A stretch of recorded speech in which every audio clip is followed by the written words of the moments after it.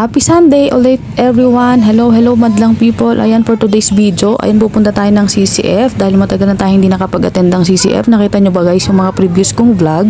Dito tayo sa may JA1 Baguio nag-a-attend kasi nag-pandemic. So hindi available ang mga shuttle at ang mga face-to-face gathering before. So kaya tayo napunta ng JA1 Baguio. Pero ganun pa man, maganda pa rin naman ang church sa JA1 since ito na nga okay na ang ating wala ng pandemic and all. Pwede na tayong lumabas. So ayan, dala-dala ko si Marion papuntang CCF. Pabalik tayo sa dati nating pinagsisimbahan. Syempre mas okay naman na doon muna tayo guys. So eto na nga, dinaanan natin ang Botanical Garden. So eto yung isang way na pwede tayong makapunta ng Baguio Country Club. So ayan guys, makikita nyo po yung Botanical Garden. Shortcut kumbaga, pero ganun pa man kasi Sunday ngayon, si Pastor Peter ang senior pastor ng CCF ang speaker for today. Medyo hassle ang ating pagbiyahe, medyo traffic.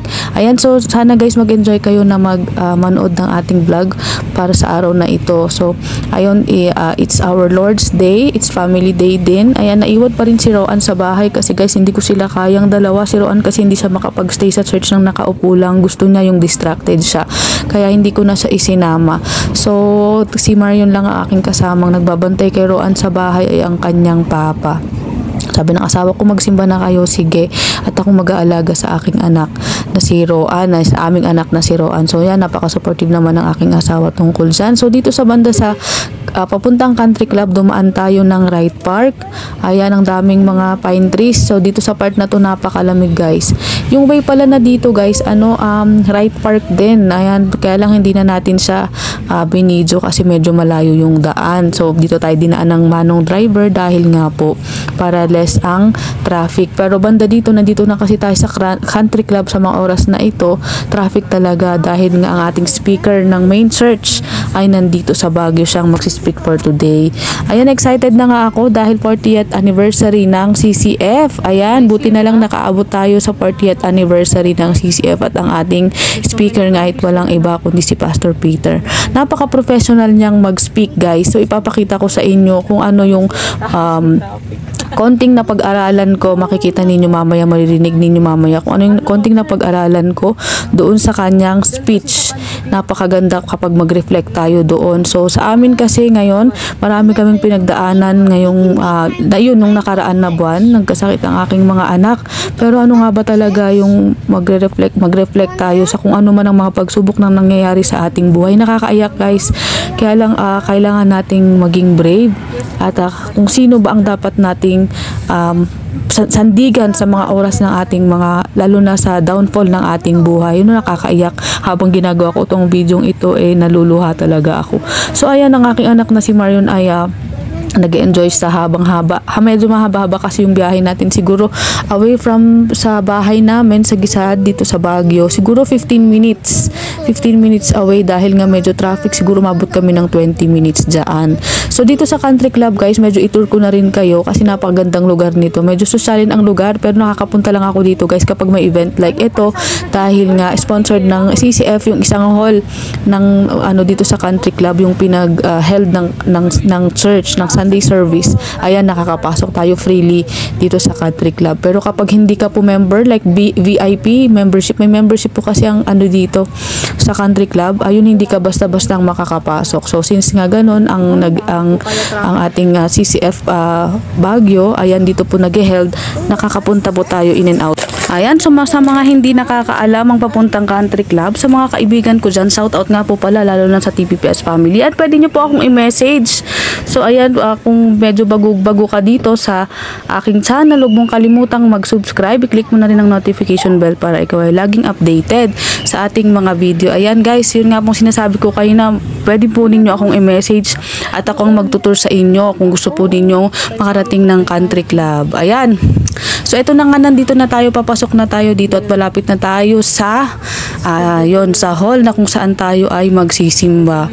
And maraming salamat po muli sa inyong panunood at wag niyo pong kalimutang yun nga, mag-subscribe sa ating channel at huwag po sana kayong magsawang manood ng ating mga videos.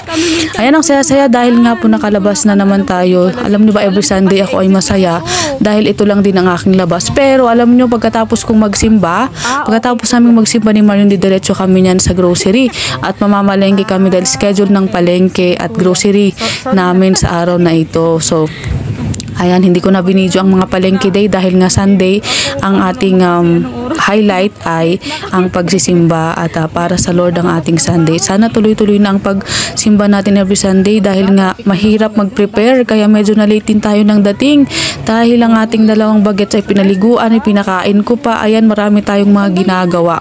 Yan bilang nanay. Ayan yun, tignan nyo, overlooking ang mga bundok dito sa country club at napakamaraming puno. Alam nyo, pagdating ng panahon, siguro hindi na bundok ang makikita natin, panay na lang po siguro bahay. Sana hindi naman mangyari ang mga yon dahil mawawala po ang natural na lamig ng Baguio.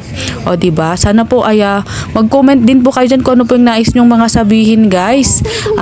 Yon, mag-enjoy po kayong manood. Ayan, pababa na rin tayo ng taxi niyan kasi nga po dahil medyo traffic, nagrarambol ang ating mga sasakyan dahil nga po nandito ang ating senior pastor, ang speaker o ang senior pastor ng ating main church. Ang main church pala na po ng CCF Baguio or ang main po ay sa Manila. Ayan, sa Manila po ang main church. Doon po located sa May Pasig. Ayan, doon po ang ating main church. So, ayun, pwede ko po kayong, kung okay lang po, na-invite ko din po kayo sa ating gawain sa, ayun, kada linggo. Ayan, dito lamang po yan sa Country Club, Cordillera Hall. Ayan, dito po sa May Baguio. Kung sino pong mga taga Baguio. Ayan, nais ko po kayong imbitahin. Ayan, every Sunday. Free po kayong pumunta dito. Basta sabihin nyo lamang po doon sa guard, sa CCF po, ayan, sa church every Sunday.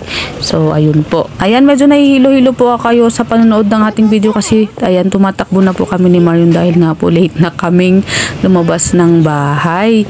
So, eto, sabi niya, mama, wag mo nang pansinin yung cellphone mo dahil nga malilate na tayo. Ako naman, kumukuha lang ako ng video dahil nga ngayon lang ako nakalabas at ngayon lang ako nakapunta ng country club. Ngayon ko lamang ata na video ang country club. O, diba? Nakakahilo pa. Pagpasensyahan nyo na po ang ating video. Lagi na lang akong may dahilan at lagi na lang akong may palusot. Pero ganun pa man, suportahan nyo pa rin po ang ating mga video para naman po ito po ay mapanood ng iba, o diba? Ito nga po pala ang Cordillera Hall. Ayan, nakikita nyo, sobrang laki, guys. Nakaka-accommodate yan ng mga libong mga tao. Diba, libo? Pero makikita nyo mamaya, guys, sobrang nagsisiksika ng mga tao. Makikita nyo talaga na in real life, ayan, marami talagang tao sa mga oras na ito. Dahil nga, yon, basta yon, nabanggit ko na po kanina. So, pagkatapos naman nito, guys, ihahatid ko si Marion sa Gen Next na tinatawag na Sunday School dahil meron din po silang class ng Sunday School habang ang parent ay nandito sa hall ng Sunday service. Meron din po tayong ina-accommodate din po nila ang mga bata na ipinapakilala din nila ang si Jesus Christ bilang Savior nila sa pamamagitan ng Sunday School. Ayan, meron din po siyang magiging mga kasama doon na mga bata para naman po makapag-enjoy dahil si Marion friendly naman yan dahil pwede ko naman siyang iwan kahit saan, guys, ang gano'ng katagal. Basta po merong pong nagbabantay, hindi po siya umiiyak. So, ayan po, no, crowded po ang ating hall. O, diba? Nakita nyo ba yan, guys? So, ito na nga po yung nais kong i-share sa inyo yung napag-aralan ko last Sunday. Ayan. You know why? Because disappointment is really part of our human experience. For example, there will be turn disappointments into blessing. What must you do? Trust God. You see, not all disappointment becomes blessing. I have a good friend. In fact, I have good friends who experienced financial crisis during the 2007, the 2009 financial. Ayan, ito na nga yung sinasabi ko sa inyo, guys. Ayan, ipupunta ko si Marion sa Next Gen, yun yung Sunday School nila, para naman na matuto rin siya kung ano naman yung pinag-aaralan natin tungkol sa Lord. Ayan, kailangan ipakilala natin sa kanya para naman habang siya lumalaki, alam niya kung ano ang tama at mali, kung ano man, kung sino man ang dapat niyang paniwalaan at his age na ganyan. So, habang nandito tayo, guys, ayan, tinutur ko na rin kayo, napakaganda talaga ng country club.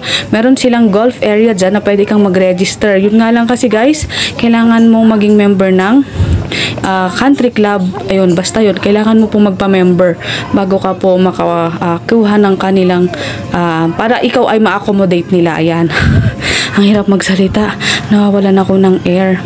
Ayan, makikita nyo po ang ating pinapasyal dito sa country club. Napakaluwang po kasi dito, kaya naman po nakapamasyal din tayo. So iiwanan ko na si Marion sa next gen at a-attend ako ng ating Sunday service. Ayan guys, ang ganda no, napakaliwalas. Medyo makulimlim sa mga oras na yan, pero ganun pa man, nag-enjoy naman ang aking anak. Ayan o, diba? Alam niyo ba yung class nila Marion, parang isang buong, ang dami nila guys. Hindi ko alam kung ilan sila, pero ayun, nakikita nyo ang daming mga bata.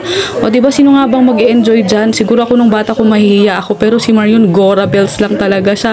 Kaya nakakabilib, no? Yung generation ng mga bata ngayon hindi katulad dati. So ayan po, uwi na tayo niyan at nakipagkilala pa si Marion sa iba. Thank you so much for watching.